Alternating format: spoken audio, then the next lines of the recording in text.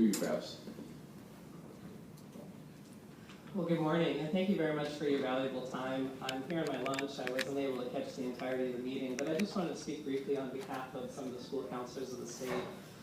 We are very much in favor of career and college readiness for all students, and we have our own standards that line up to the Common Core state standards. So I want to say that first off.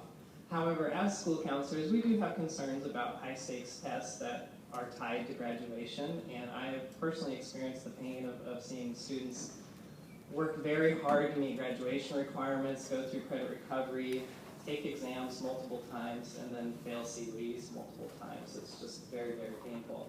And so whatever we can do to simplify that process for families and for teachers as well. Which brings up the second part, which is with the high stakes tests and the COEs, there's a lot of resources that go into that. I caught some of the discussion about some of the financial resources, but there's incredible time resources that go into communicating with the students, communicating with the families, some of the behind the scenes pieces.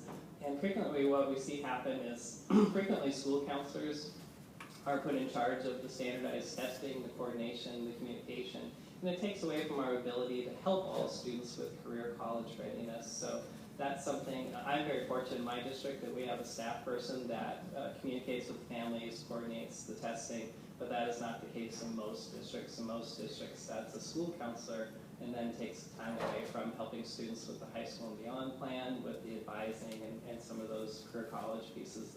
They're vitally important. We want to spend our time in that way.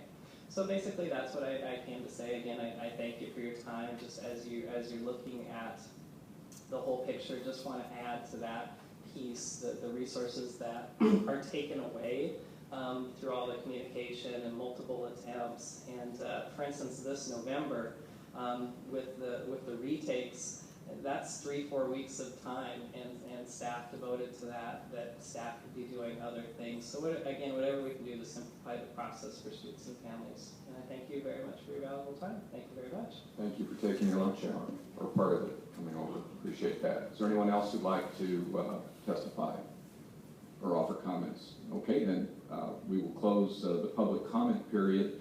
Two things I want to remind the board of before we have our next presentation, which I think will be inspirational. Number one, you did receive a reminder copy of the budget, if I could speak, the budget letter to the governor. Please take a chance to review that. It is on our action item list today. We do have action items we'll be engaging in. The second thing, I just want to be clear so that we all understand the balance of the day, the very robust and rich conversation we've been having around assessment.